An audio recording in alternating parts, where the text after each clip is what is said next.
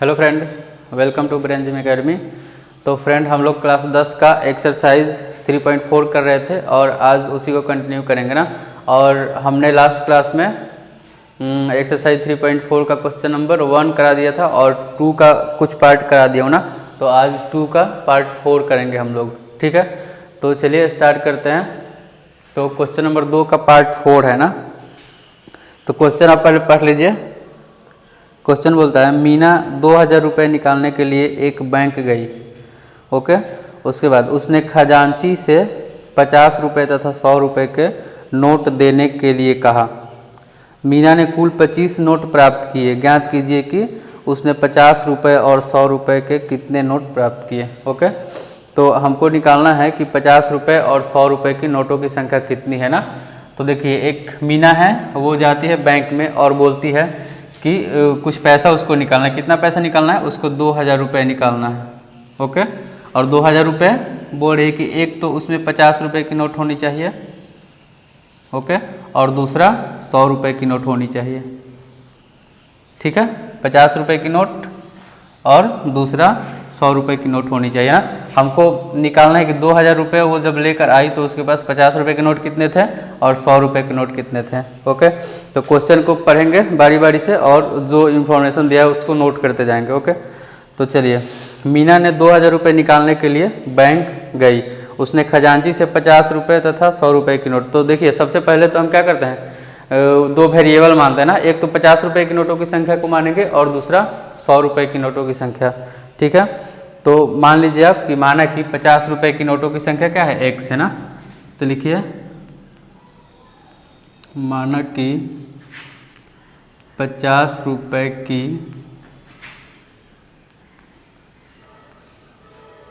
नोटों की संख्या कितना है, x मान लेंगे ना, तथा 100 रुपये की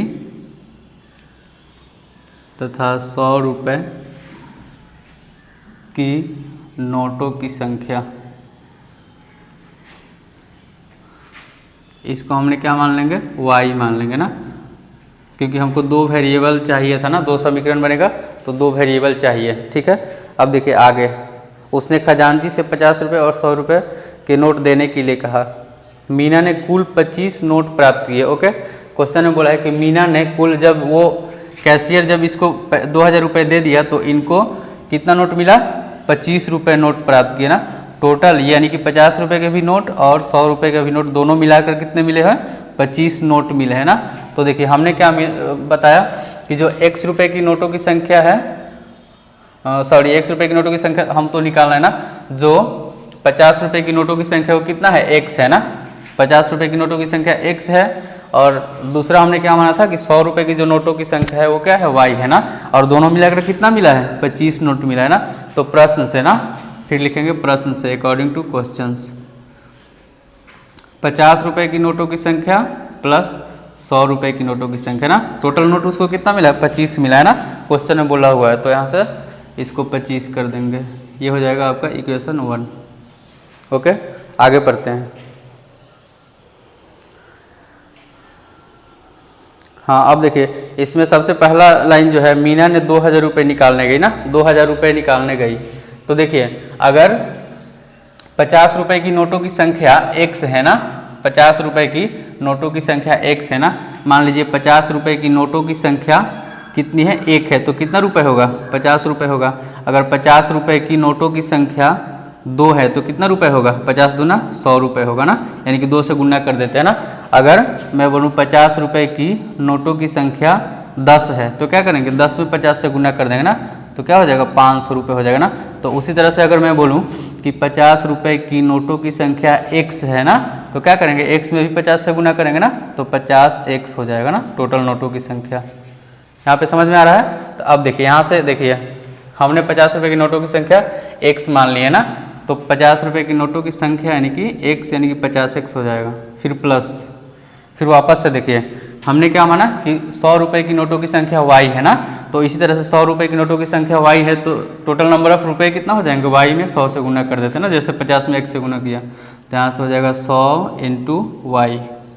अब देखिए, टोटल रुपये कितने होंगे, 50 रुपये के नोटों की संख्या x और 100 रुपये के नोटों की संख्या y ना। टोटल रुपये कितना मिल रहा है? 2000 रुपये मिल रहे हैं ना।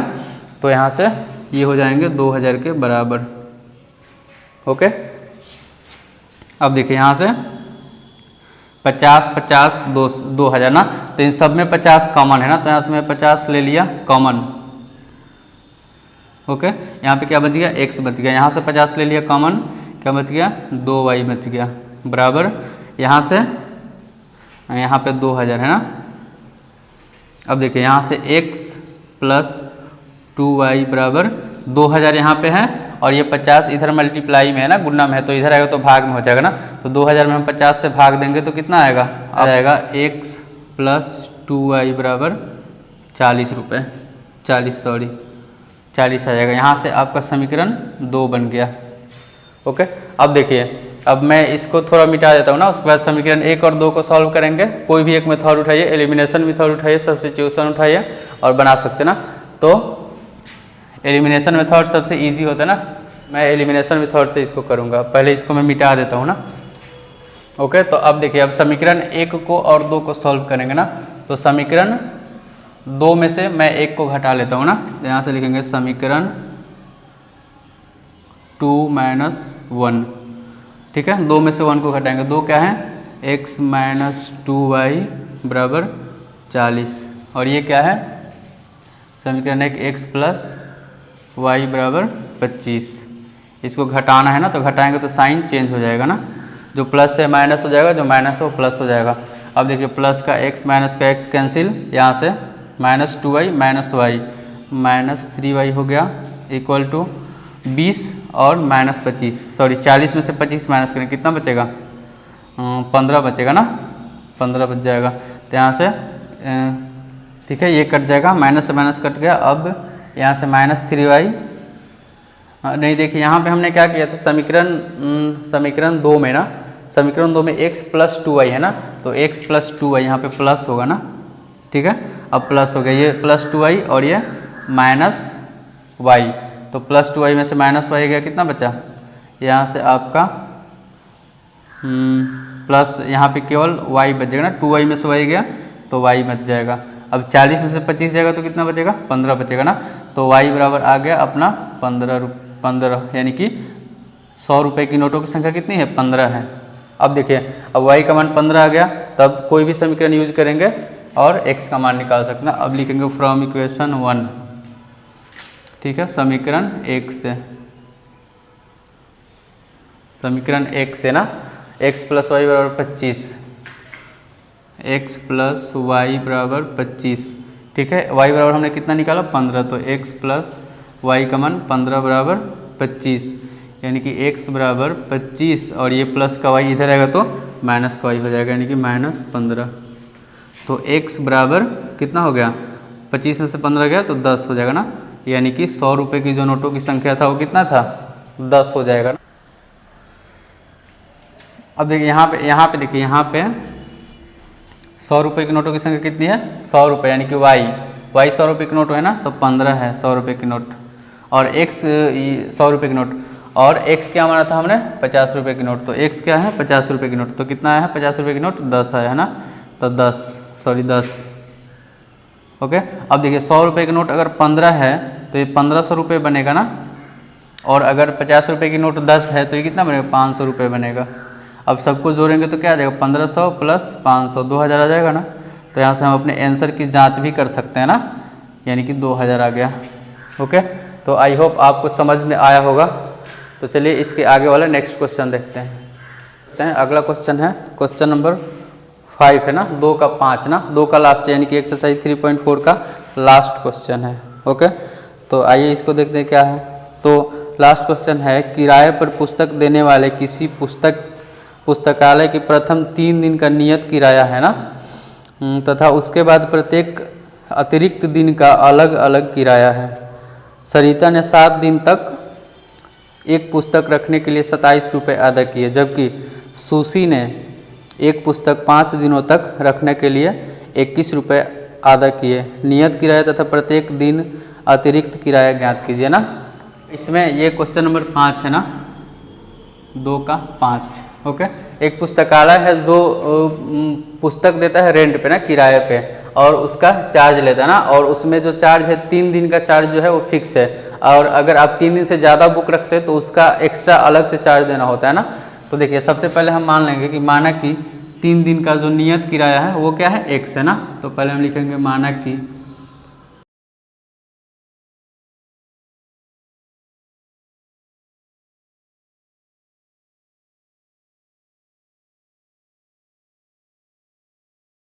हमने मान लिया कि माना कि 3 दिन का जो नियत किराया है वो क्या है, x रुपये है ना, x रुपये।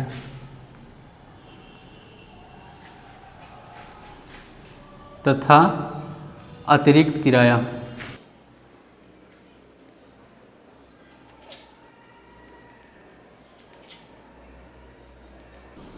ओके। तथा अतिरिक्त किराया मैंने क्या मान लिया, y रुपये मान लिया ना। ओके, तो अब देखिए हमने क्या किया, 3 दिन का अतिरिक्त किराया मान लिया x रुपये, और सॉरी 3 दिन का जो नियत किराया है वो x रुपये, यानी कि 3 दिन का जो नियत किराया है वो कांस्टेंट है ना, x रुपये ही लगेगा 3 दिन का। तथा अतिरिक्त किराया y रुपये प्रतिदिन ना। तो देखिए सरिता ने कितना दिन बुक रखी है, सरिता ने 7 दिनों तक एक किताब को रखा है ना, 7 दिन, ठीक है। तो देखिए ये 3 दिन तो इसका फिक्स है ना, 3 दिन तो फिक्स है, x रुपये लगेगा ना, 3 दिन का x रुपये के हिसाब से लगेगा ना, x रुपये। अब देखिए 3 दिन का नियत किराया x रुपये है, अब 7 दिन चुक रखे ना, तो ये 4 दिन एक्स्ट्रा भी तो रखी है ना, ठीक है। और इन दोनों का मिला करके कितना दिया, 3 दिन और 7 दिन, 7 दिन का उसका किराया कितना है, वो 27 रुपये आधा की है ना, पे की है। तो देखिए 3 दिन का तो x लगेगा ना, क्योंकि वो फिक्स है 3 दिन का, उतना लगना है ना। अब प्लस जो 4 दिन एक्स्ट्रा है वो किस हिसाब से लगेगा, अतिरिक्त किराया y रुपये लगेगा ना। तो यानी कि इस 4 में 1 दिन का y रुपये है, तो 4 दिन का क्या हो जाएगा, 4y हो जाएगा ना, बराबर टोटल कितना दी है, 27 रुपये। यहाँ से समीकरण 1 बन गया, ओके। अब दूसरा समीकरण बनाते हैं ना। अब देखिए अब सूसी है ना, सूसी बुक रखी है 5 दिनों तक ना, 5 दिन, ठीक है। तो देखिए सूसी 3 दिन का तो इसका भी फिक्स होगा ना, क्योंकि 3 दिन का किराया फिक्स है, लेकिन 2 दिन एक्स्ट्रा रख रहे हैं ना, ये 5 दिन रख रहे हैं ना, तो 2 दिन इसका अतिरिक्त हो जाएगा ना। और ये टोटल कितना रुपए दी है, 21 रुपये दी है ना, 21 रुपये दी है। तो देखिए 3 दिन का हिसाब क्या आएगा उसका, x रुपये आएगा, प्लस 2 दिन यानी कि 1 दिन अतिरिक्त का y रुपये लग रहा है ना, तो 2 दिन अतिरिक्त है तो 2y लगेगा, बराबर 21। ये हो जाएगा समीकरण 2, ओके। अब समीकरण 1 और 2 को सॉल्व करते हैं ना। तो समीकरण लिखेंगे, समीकरण 1 - 2 से ना, फ्रॉम इक्वेशन 1 - 2 से, ठीक है, फ्रॉम इक्वेशन 1 - 2। अब देखिए 1 क्या है, x + 4y बराबर 27। समीकरण 2 क्या है, ये वाला x + 2y बराबर 21। अब इसको माइनस कीजिए, साइन चेंज हो जाएगा, यहाँ से x से x कट जाएगा ना, 4y में से 2y आ गया, 2y हो जाएगा, फिर 27 में से 21 गया, क्या हो जाएगा, 6 हो जाएगा ना, यानी कि 27 में से 21 गया, 6 हो गया। तो अब ये y बराबर क्या हो जाएगा, y बराबर 3 आ जाएगा ना, यानी कि प्रतिदिन के हिसाब से 3 रुपये लगेगा ना। तो हमने y बराबर क्या माना था, y बराबर अतिरिक्त किराया ना, तो ये जो 3 रुपये है ये क्या हो जाएगा, अतिरिक्त किराया हो जाएगा, अतिरिक्त किराया, ओके। अब देखिए अतिरिक्त किराया तो हमने निकाल दिया, y रुपये है ना। अब समीकरण कोई यूज करके हम y का मान उसमें पुट करेंगे और x कहाँ आ जाएगा ना, यानी कि नियत किराया आ जाएगा। तो अब लिखें फ्रॉम 1 ना, इक्वेशन 1 से कर लेते हैं ना। इक्वेशन 1 क्या है, 4x + 4y ना, x + 4y बराबर 27।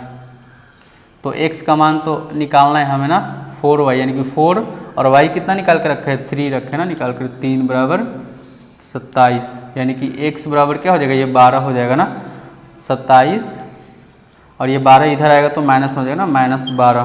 तो यहाँ से x बराबर हो जाएगा आपका 27 में से 12 गया, 15 हो जाएगा ना। तो 3 दिन का जो अतिरिक्त किराया है वो लगेगा, सॉरी 3 दिन का जो नियत किराया है वो आपको 15 रुपये लगेगा ना, तो ये हो जाएगा नियत किराया, नियत किराया, और अतिरिक्त किराया 3 रुपये, ओके। तो आप इसको नोट कर लीजिए। तो हमने क्या किया कि एक्सरसाइज 3.4 का भी सारा क्वेश्चन कर लिया ना। अब मिलते हैं अगले वीडियो में 3.5 में और उसका क्वेश्चन करेंगे ना। तो आप इसको अच्छे से नोट कर लेना, अगर समझ में ना आए तो इसको फिर से देखना ताकि समझ में आ जाए ना। और अगर वीडियो अच्छा लगा तो इसको अपने दोस्तों तक शेयर कीजिए और चैनल को सब्सक्राइब कर लीजिए ना, क्योंकि मैं यहाँ पे पूरा क्लास 10th और 9th का भी पूरा सिलेबस कंप्लीट करा दूँगा। Okay, thank you.